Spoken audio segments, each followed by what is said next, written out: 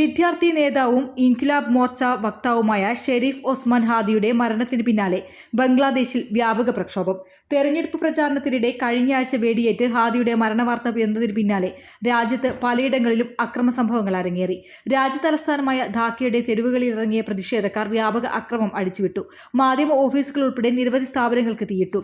അവാമി ലീഗുമായി ബന്ധപ്പെട്ട കേന്ദ്രങ്ങൾക്ക് നേരെയും ആക്രമണമുണ്ടായി. അക്രമികൾ ഇന്ത്യാവിരുദ്ധ മുദ്രാവാക്യങ്ങൾ മുഴക്കിയതായും റിപ്പോർട്ടുകളുണ്ട്. ബംഗ്ലാദേശി പത്രങ്ങൾക്കും മാധ്യമ സ്ഥാപനങ്ങൾക്കും ജനക്കൂട്ടം തീയിട്ടു. പ്രമുഖ മാധ്യമ സ്ഥാപനങ്ങളുമായി ഡെയിലി സ്റ്റാർ, പ്രഥം ആലോ എന്നിവയുടെ ഓഫീസ് സ്ഥിതി ചെയ്യുന്ന കെട്ടിടത്തിന് ആക്രമികൾ തീയിട്ടു. നൂറുകണക്കിന് പ്രതിഷേധക്കാർ ധാക്കയിലെ ഇന്ത്യൻ ഡെപ്യൂട്ടി ഹൈക്കമ്മീഷണറുടെ ഓഫീസിന് മുന്നിൽ സംഘടിച്ചിരുന്നു. ഹാദിയുടെ കൊലപാതകികൾ ഇന്ത്യയിലേക്ക് കടന്നെന്നാരോപിച്ചായിരുന്നു പ്രതിഷേധം. അവരെ തിരിച്ചെത്തിക്കും വരെ ഹൈക്കമ്മീഷൻ ഓഫീസ് അടച്ചുപൂട്ടണമെന്ന് പ്രതിഷേധക്കാർ ആവശ്യപ്പെട്ടു. പോലീസ് കണ്ണീർ വാതകം പ്രയോഗിച്ചാണ് ഇവരെ പിരിച്ചുവിട്ടത്.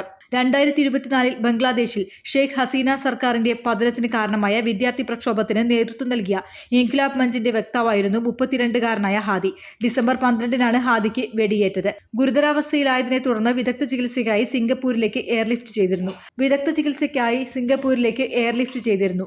ഹാദി മരിച്ച വിവരം വിദേശകാര്യ മന്ത്രാലയം പ്രസ്താവനയിലൂടെയാണ് അറിയിച്ചത്. News desk media vision. KSFE നിക്ഷേപങ്ങൾക്ക് ഇപ്പോൾ ഉയർന്ന പലിശ.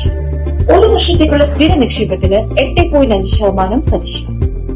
ചിട്ടിപ്പണം നിക്ഷേപമാക്കിയാൽ ഇപ്പോൾ 9% വരെ ഉയർന്ന പലിശ. മുതിർന്ന പൗരന്മാർക്കുള്ള വന്ദന നിക്ഷേപ പദ്ധതിക്ക് 8.75% പലിശ. 56 വയസ്സ് തികഞ്ഞാൽ തന്നെ ഈ പദ്ധതിയിൽ നിക്ഷേപിക്കാം. നിക്ഷേപിക്കുന്ന മുഴുവൻ തുകയ്ക്കും ഗവൺമെന്റ് ഗ്യാരണ്ടി.